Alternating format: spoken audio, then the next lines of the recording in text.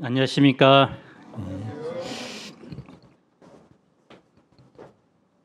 요절 말씀으로 27장 24절을 같이 읽어봅시다.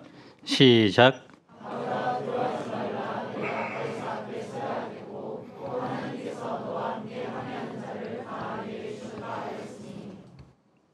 몇 주 전 북아프리카의 모로코라는 나라에 120년 만에 규모 6.8의 지진이 발생해서 수천 명이 죽었습니다.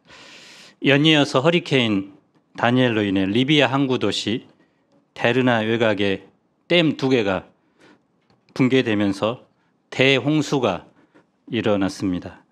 수만 명이 죽고 이재민이 발생했습니다. 안타까운 일이죠. 거대한 자연의 힘 앞에 인간은 속수무책이었습니다. 비슷한 상황이 오늘 본문에도 벌어집니다. 바울은 죄수의 몸으로 로마로 항해합니다. 그런데 예기치 못한 폭풍을 만납니다. 그 가운데 하나님은 어떻게 일하실까요? 지도가 있나요? 예, 시작하기 전에 지도를 잠깐 보겠습니다. 이곳이 지중해입니다.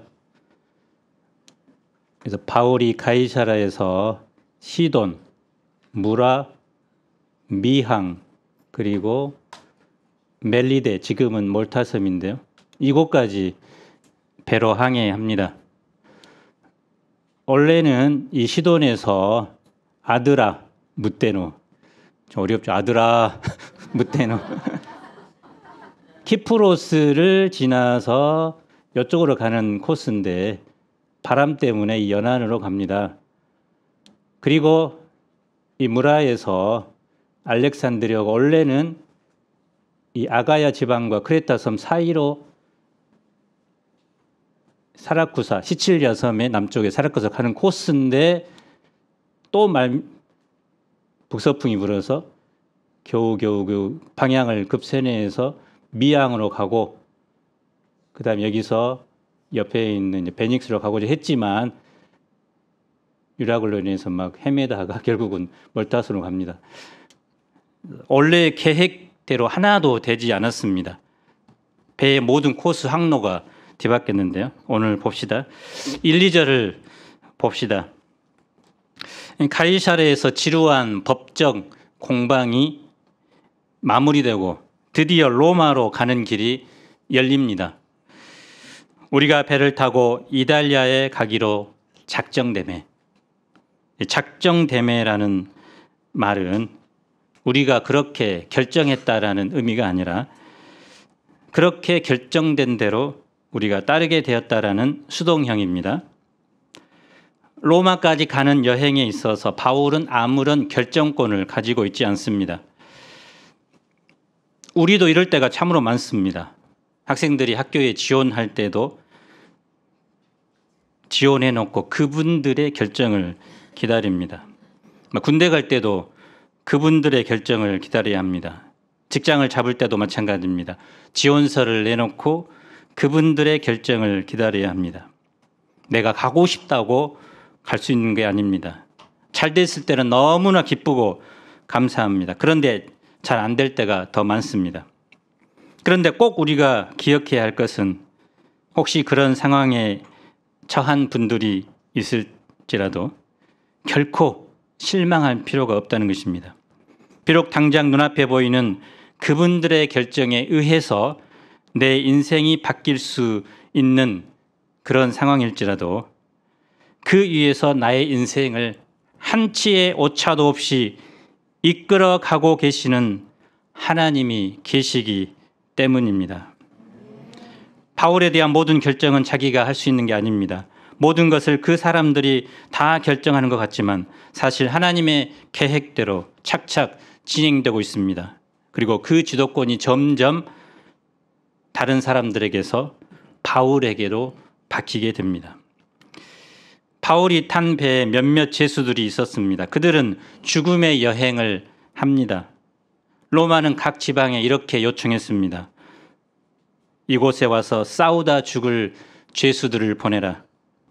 로마에 가면 콜로세움이 있죠.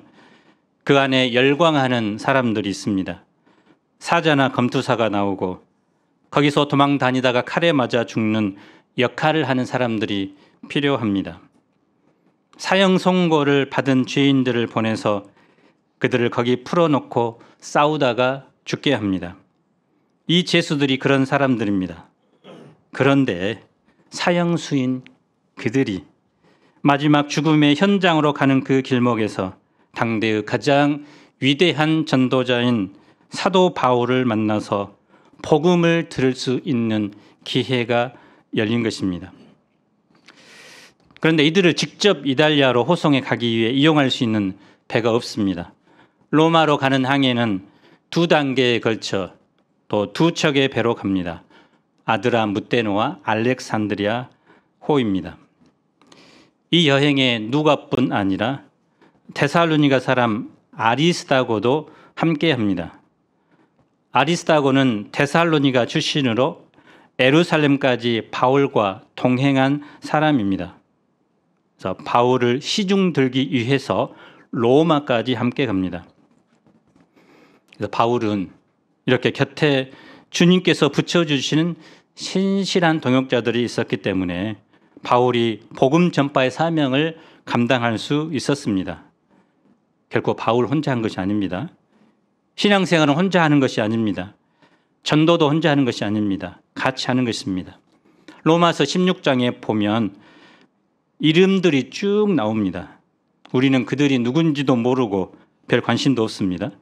그러나 한 사람 한 사람 있었기 때문에 바울이 복음 전파의 사명을 감당할 수 있었습니다. 비록 우리는 그 사람들을 성경에 기록된 인물이지만 잘 몰라도 하나님은 그들을 기억하고 계십니다. 배의 호송자는 백부장 율리오입니다. 배는 이제 가이사라를 출발하여 다음 날 약 110km 떨어진 시돈에 도착합니다. 잠시 정박하는 사이 백부장은 바울에게 호의를 베풉니다. 바울은 그곳에 있는 성도들을 만나 교제합니다. 시돈을 출발한 배의 목적지는 이달리아 반도로 직행하는 배를 갈아탈 수 있는 무라라는 도시입니다. 원래 일반적인 항로는 구브러 섬 아래쪽을 통과하는 항로인데 초가을에 부는 맞바람 때문에 넓은 바다로 나가기보다는 해안을 따라 항해했습니다. 무라에 도착했을 때 마침 이탈리아로 출항하는 알렉산드리아 배를 만납니다. 그래서 이집트의 곡물을 로마까지 수송하는 화물선입니다. 그래서 나일강 삼각주에서 생산한 밀과 풍성한 곡물들을 로마로 수출했습니다. 그래서 이탈리아는 주로 산이 많고 곡창지대가 없기 때문에 시칠리아 섬이나 이 이집트에서 곡물을 조달했습니다. 그래서 알렉산드리아 보이죠? 여기 있는데 지금 안 보이네요. 거기서 이제 바로 곧바로 이제 여기 무라까지 오는 선입니다. 거기서 재정비한 후에 시칠리아 섬으로 항해합니다. 그런데 큰 배로 갈아탄 후에 배가 신속하게 갈 줄 알았는데 오늘날 같으면 동력이 있기 때문에 상관이 없겠죠. 그때는 사람들이 일일이 막 노를 졌습니다. 역풍을 만나 더디 갑니다. 그래서 무라 앞바다에 220km 떨어진 니도까지 가는 데만 평소 2, 3일이면 가는데 여러 날이 걸립니다. 니도에 제대로 도착하지 못하고 그 맞은편에 임시로 정박했다가 이제 강한 북서풍으로 인해서 직선 항로를 가지 못하고 계획을 바꿉니다. 그레데 섬을 바람막이로 삼아서 이쪽으로 옵니다. 이리 가야 되는데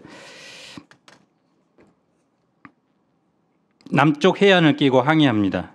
그런데 그것조차 쉽지 않습니다. 7절을 보면 간신히 또 8절에도 간신이라는 부사가 나타납니다. 나중에 16절에도 간신히, 그래서 불안불안한 모습으로 간신히 배가 가고 있습니다. 배는 간신히 그레데 연안 뒤로 돌아서 미항이라는 항구에 도착합니다. 때가 언제입니까? 바다에서 너무 많은 시간을 지체하므로 금식하는 절기가 훨씬 지났습니다. 금식하는 절기는 유대력으로 7월 10일에 시행되었던 대속죄일을 가리킵니다. 욤 키푸르로 지금도 유대인들은 이날을 지킵니다. 태양력으로는 10월 5일 정도입니다. 그런데 그때가 훨씬 지나서 거의 11월로 접어든 때입니다. 지중해는 여름에는 파도가 거의 없어 유리바다처럼 잔잔하지만 11월부터 3월까지 겨울에는 날씨와 바람을 예측할 수 없어서 항해를 금지시켰습니다. 그래서 바울은 이 세 차례의 전도 여행 덕분에 나름 항해 경험을 가지고 있었습니다. 고린도후서에 보면 3번이나 파선을 당해본 경험이 있다고 고백합니다. 바울은 어떤 위험을 경고할까요? 우리 10절을 다 함께 읽어봅시다. 시작.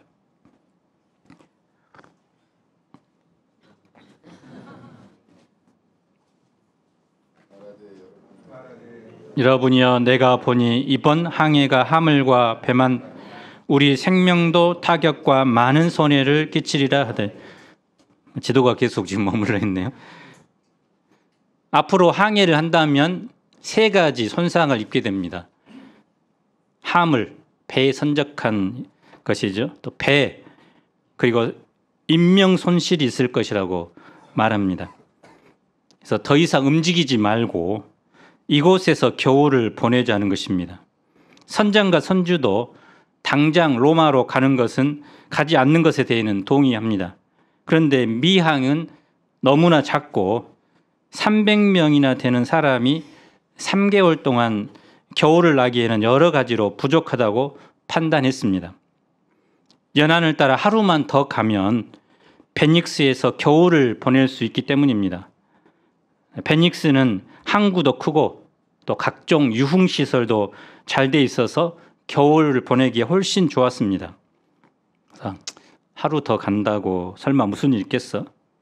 여기 항구에는 놀만한 시설도 없는데 석 달 동안 뭐 하면서 시간 죽이냐? 물 좋은 베닉스로 가자. 율리오는 바울의 말보다도 선장과 선주의 말을 더 믿습니다. 때마침 남풍이 순하게 불어옵니다. 그들은 자기들의 계획대로 모든 것이 이룬 줄 알고 득이양양하게 항해를 시작합니다. 그런데 예상치 못한 일이 벌어집니다. 14절을 봅시다. 얼마 지나지 않아 섬 가운데로부터 유라굴로라는 광풍이 크게 일어납니다. 그레데 섬 한가운데 우뚝 솟아있는 약 2100m 높이의 이다라는 산맥에서 생기는 기류가 바다로 오면서 광풍이 일어납니다. 그래서 이 광풍을 만나면 배는 지중해에서 북아프리카 쪽으로 떠밀려 가다가 암초에 부딪혀 파선하는 경우가 많았다고 합니다. 바울이 탄 배는 바람으로 인해서 연안에서 점점 멀어집니다. 바람이 부는 대로 이리저리 밀려다닙니다. 배에 탄 사람들은 배가 기우는 쪽으로 이리저리 밀렸다 짐짝처럼 굴러다닙니다. 그러다 가우다라고 하는 작은 섬 아래로 지날 때 정신을 차리고 선원들은 간신히 구명정을 끌어올립니다. 그래서 구명정과 배가 부딪힐 때 파손 위험 때문입니다. 또 목선이기 때문에 밧줄로 될 수 있는 한 선체를 감아봅니다. 또 스르디스라는 이 모래톱에 걸리지 않기 위해서 연장을 내려 속도를 늦추고자 합니다. 자신들이 가진 기술과 경험을 총동원해서 겨우 하루를 버팁니다. 그 다음 날은 이 방법으로 되지 않습니다. 그들이 택한 방법은 배의 무게를 줄이는 것입니다. 곡식 부대가 젖어서 곡식의 부피가 커졌을 뿐만 아니라 훨씬 무거워졌습니다. 그래서 배가 가라앉지 않도록 배에 선적된 화물을 바다에 던집니다. 그래서 화물에 큰 손실이 있을 것이라는 바울의 예언이 실현되죠. 배의 무게를 줄이는 방법으로 또 그날 하루는 근근히 버팁니다. 그런데 사흘자가 되어도 상황은 호전되지 않습니다. 그들은 이제 배의 기구들을 바다에 던집니다. 차마 이제 사람은 못 던진 것 같아요. 요나는 이제 던져버렸는데, 배의 기구들은 배에서 사용되는 각종 장비를 말하는데 최소 장비만 남겨놓고 모두 바다에 던집니다. 그래서 배의 손실이 있을 것이라는 바울의 예언이 부분적으로 실현됩니다. 이제 남은 것은 뭡니까? 배의 완전한 파괴, 그리고 배에 탄 사람들의 생명의 손상입니다. 그 시간도 점점 다가옵니다. 20절을 읽어봅시다. 시작.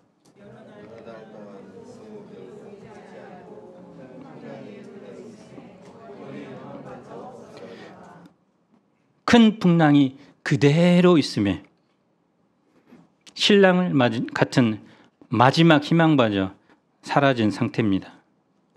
우리도 어떤 어려움에 처할 때 조금만 견디면 좋은 일이 생길 거다라는 희망이 있으면 그나마 견딜 수 있습니다. 그런데 희망이 전혀 보이지 않으면 어떻게 합니까? 이제는 놓아야 되겠다. 나는 이제 죽었다. 체념합니다.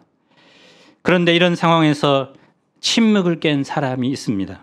모두가 절망할 때 희망을 노래하는 사람이 있습니다. 누굽니까? 그가 이렇게 말합니다. 21절 우리 함께 읽어봅시다. 시작.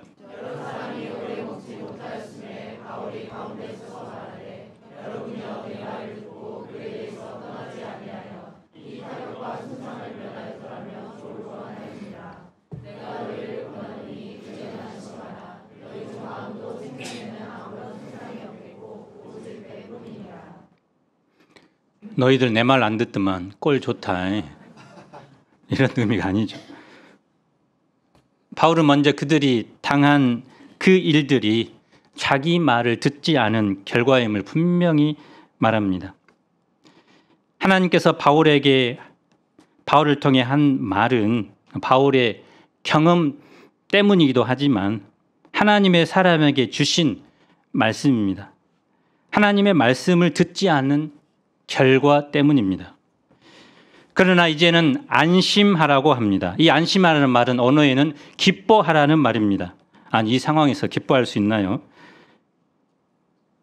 마지막 구원의 여망이 다 사라지고 절망 가운데 있는 그들에게 바울은 기뻐하라, 안심하라고 말합니다. 그들의 배는 손상을 입겠지만 생명에는 해가 없을 것이라고 말합니다. 그레데 항구에서는 배, 화물, 또 생명의 해가 있을 것이라고 말했지만 이제 좀 수정합니다. 그리고 26절에는 구체적으로 배가 한 섬에 차초될 것을 말합니다. 바울이 이처럼 확신에 찬 말을 한 근거가 무엇일까요? 하나님께서 하나님의 사자를 보내서 바울에게 말씀하셨기 때문입니다. 그래서 바울도 두려움이 있었습니다. 이 사람 중에 많은 수가 죽겠구나. 그런데 하나님께서 그 바울에게 이렇게 말씀하십니다. 23절, 24절을 읽어봅시다. 시작.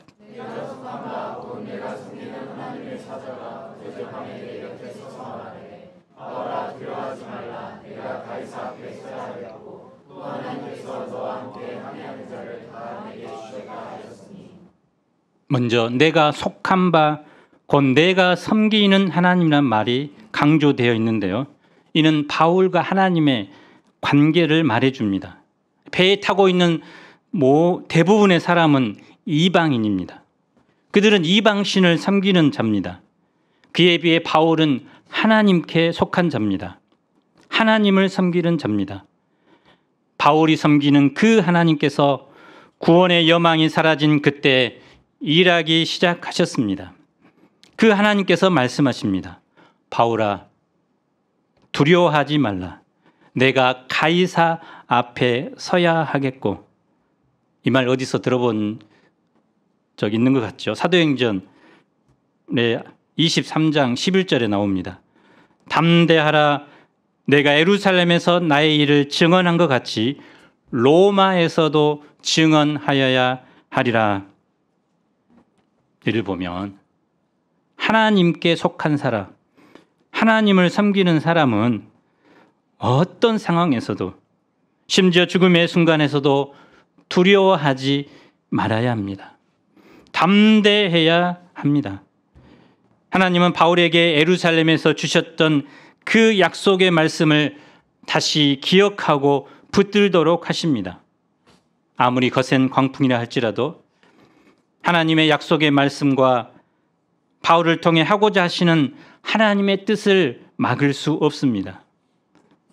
바울의 생명이 그에게 주신 사명과 연결되어 있습니다. 바울이 반드시 가이사의 법정에 서려면 여기서 죽으면 안 되죠. 바울의 사명은 로마 법정에 서는 것입니다. 그 일을 위해서 로마로 가는 배를 탔습니다.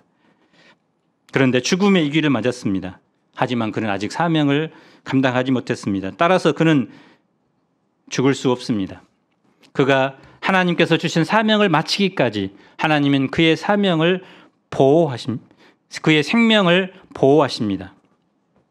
그런데 그뿐만이 아니라 바울과 함께 하고 있는 모든 사람의 생명도 보호합니다. 바울 때문에 바울과 함께한 사람들도 생명을 선물로 받은 것입니다. 아프리카 선교의 아버지인 리빙스턴이 이런 말을 남겼죠. 우리는 우리에게 주어진 사명을 마치기까지는 결코 죽지 않습니다. 그래서 어떤 분은 이 말을 듣고 이렇게 이제 우스갯소리를 했다고 합니다. 그러면 사명을 천천히 감당하면 아주 오랫동안 살 수 있겠네요. 이렇게 하면 안 되죠. 사명인은 사명을 감당하기에 위기를 만날지라도 두려워해서는 안 되고, 또 하나님은 그 사명을 마치는 날까지 완벽하게 그 사람을 보호해 주십니다. 25절을 읽어봅시다. 시작.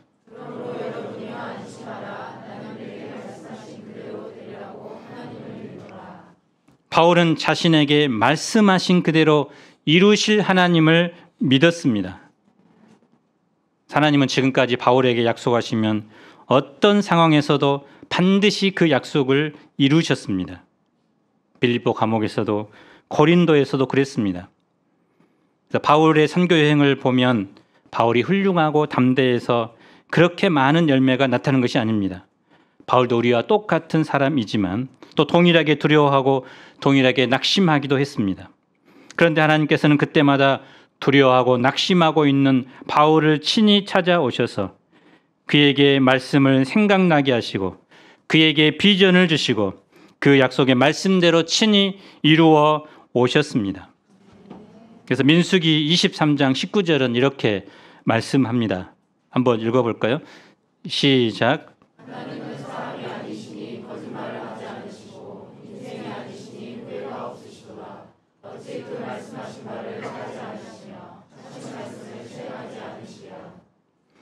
하나님은 한 번 하신 말씀을 반드시 이루시는 신실한 분이십니다. 성경도 하나님의 약속입니다.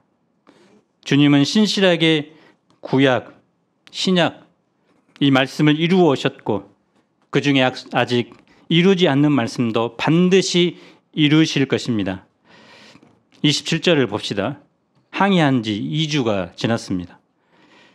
사공들은 육지에 가까워지는 것을 짐작합니다. 줄을 내려 수심을 재어보니 점점 얕아지고 있습니다. 새로운 희망이 보이죠. 사공들끼리 모여 수군거립니다. 세월호 선장처럼 자기들만 몰래 구명정을 타고 도망칠 계획을 합니다. 바울은 백부장과 군인을 불러 사공들이 배에 있지 않으면 너희가 구원을 얻지 못하리라고 말합니다. 그러자 군인들이 그 말에 순종하여 거룻줄을 끊어버립니다. 33절을 봅시다. 날이 새고 있습니다. 바울은 무엇을 합니까? 한번 33절 읽어보겠습니다. 시작.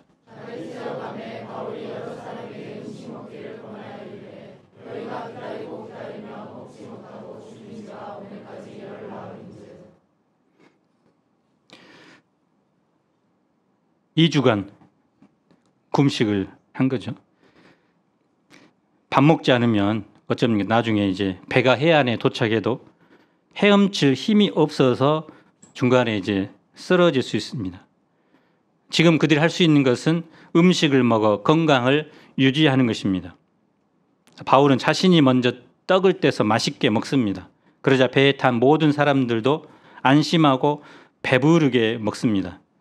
힘이 나니까 이제 힘을 합쳐서 바다에 남은 밀을 버립니다.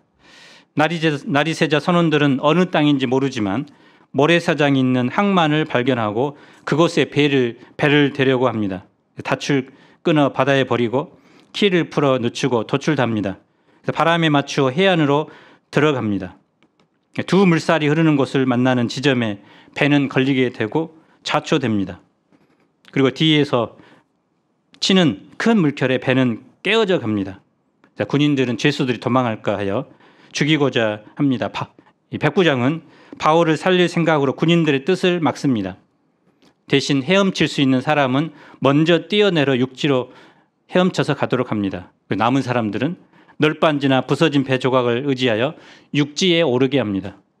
바울의 애언대로 마침내 모든 사람이 육지에 상륙하여 구조됩니다.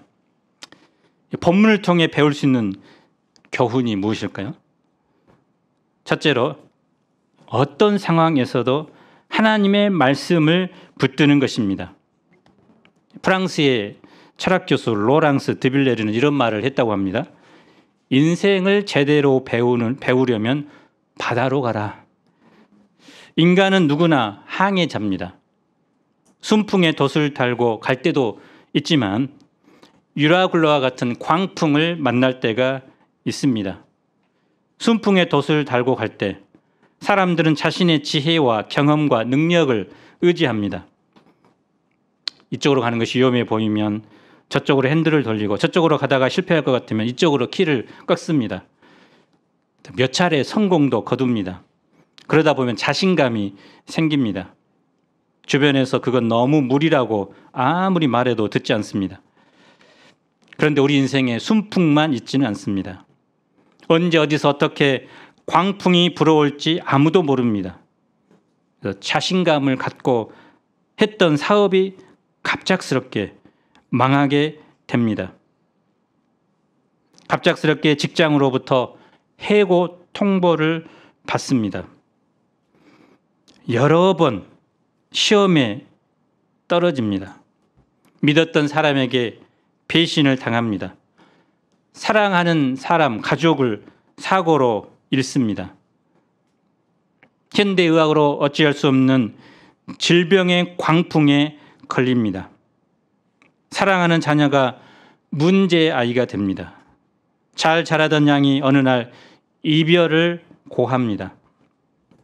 광풍이 불어닥치면 사람의 지혜와 경험과 능력은 아무런 소용이 없게 됩니다. 그때부터 우리의 인생은 내가 가고 싶은 대로 가는 것이 아니라 이리저리 떠밀려 가는 인생이 됩니다. 그래서 때로는 모든 것을 자포자기하고 싶습니다. 그러나 우리는 이런 광풍 앞에서 어떻게 해야 할까요? 하나님께 나아가야 합니다. 하나님의 약속의 말씀을 붙들어야 합니다. 주님이 주신 약속의 말씀이 없다면 성경을 붙들고 그 성경 안에서 주님의 약속을 붙잡아야 합니다. 하나님의 말씀이 우리의 영혼에 임하면 세상이 줄 수 없는 평안을 얻게 됩니다. 하나님의 말씀이 우리의 생각과 마음과 삶을 지켜줍니다. 하나님의 말씀이 우리의 영혼을 새롭게 합니다. 하나님은 광풍을 통해서 결국 우리의 인격과 신앙을 다듬습니다. 그리고 우리가 바라는 항구로 친히 인도해 주십니다. 그래서 시편 107편 23절로 30절은 이렇게 말씀합니다. 배들을 바다에 띄우며 큰 물에서 일을 하는 자는 여호와께서 행하신 일들과 그의 기이한 일들을 깊은 바다에서 보나니 여호와께서 명령하신즉 광풍이 일어나 바다 물결을 일으키는도다. 그들이 하늘로 솟구쳤다가 깊은 곳으로 내려가나니 그 위험 때문에 그들의 영혼이 녹는도다. 그들이 이리저리 구르며 취한 자같이 비틀거리니 그들의 모든 지각이 혼돈 속에 빠지는도다. 이에 그들이 그들의 고통 때문에 여호와께 부르짖으매 그가 그들의 고통에서 그들을 인도하여 내시고 광풍을 고요하게 하사 물결도 잔잔하게 하시는도다. 그들이 평온함으로 말미암아 기뻐하는 중에 여호와께서 그들이 바라는 항구로 인도하시는도다. 인도의 유명한 맨발의 전도자 선다싱이 있습니다. 그는 전도하기 가장 어려운 티벳에서 주로 복음을 전합니다. 순교할 가능성이 가장 높은 지역이기 때문입니다. 그는 가는 곳마다 죽음의 위험을 처합니다. 그의 죽음의 순간도 언제인지 알려져 있지 않습니다. 마지막 전도 여행을 떠났다는 기록만 있지 그 후에 그를 발견했다는 사람은 없습니다. 선다싱이 어느 날 대적자들에게 잡혀서 깊은 우물 속으로 거꾸로 떨어뜨려집니다. 그곳은 물이 없는 진흙탕 우물입니다. 지금까지 그곳에 떨어져 살아나온 사람은 한 사람도 없었다고 합니다. 시체들로 가득 차고 시체 썩은 냄새로 1분도 견딜 수 없는 지옥 같은 곳입니다. 그는 그곳에서 3일간 갇혀 있게 됩니다. 그러다 기적적으로 구출됩니다. 후에 그는 그 지옥 같은 경험을 이렇게 고백하고 있습니다. 시체가 썩는 악취로 나는 잠시도 숨을 쉴 수 없었습니다. 그런데 갑자기 나는 그리스도께서 내 곁에 가까이 계신 것을 깨닫게 되었습니다. 그분은 너무나 가까이 계셨습니다. 나는 그토록 강렬한 기쁨과 평화를 느껴본 적이 없었습니다. 나는 너무나 행복한 나머지 내내 흐르겨 울었습니다. 그는 절망의 순간 세상 끝날까지 너희와 항상 함께 있으리라는 예수님의 약속의 말씀을 붙들었습니다. 그러자 그 절망의 순간 친히 함께 하시는 예수님 때문에 세상이 줄 수 없는 평화와 기쁨을 누리게 되었습니다. 둘째는 믿음을 가진 한 사람의 중요성입니다. 만약 알렉산드리아 배에 바울이 없었다면 어떻게 되었을까요? 타이타닉호처럼 역사에 기록되는 큰 참사가 났을 것입니다. 그런데 그 배 안에 하나님의 사람 바울이 타고 있었습니다. 믿음을 가진 바울 한 사람으로 인해서 276명의 사람이 모두 구원을 받았습니다.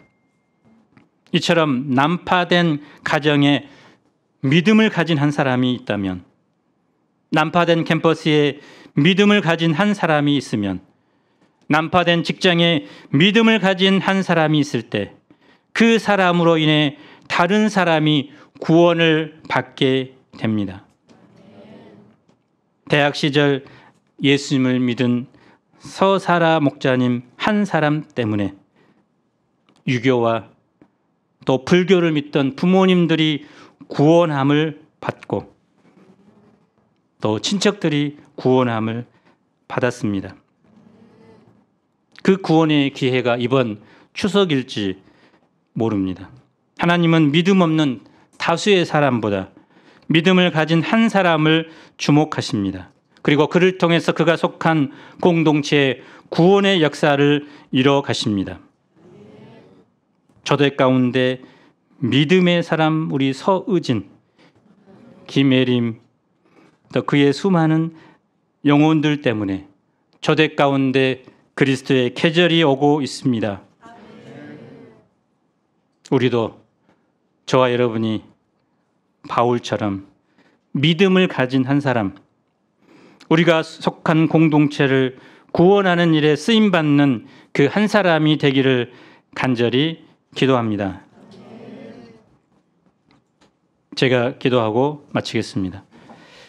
거룩하신 하나님 아버지, 우리 인생은 항해와 같습니다. 순풍을 만날 때도 있지만 그러나 광풍을 만날 때가 너무나 많습니다. 우리 힘으로는 어찌할 수 없는 그 광풍 앞에서 정말 지금도 살아계시고 역사하시는 하나님의 약속의 말씀을 붙들게 도와주십시오. 무엇보다 믿음의 사람 바울 한 사람을 통해서 죽을 수밖에 없었던 276명이 모두 구조받고 구원받는 역사가 있듯이 내가 속한 캠퍼스, 내가 속한 직장, 내가 속한 이 가정에 믿음의 사람 나 한 사람을 통해서 부모가, 형제가, 나의 친구들이, 직장 동료들이 구원함을 받는 그런 역사들을 충만히 이루어주시기를 기도합니다. 이번 추석 연휴 기간 믿지 않는 우리 귀한 가족들, 형제들에게 이 예수님을 소개함으로 그들도 구원의 반열에 이르는 놀라운 축복의 시간이 되도록 도와주시기를 간절히 기도합니다. 예수님 이름으로 기도합니다. 아멘.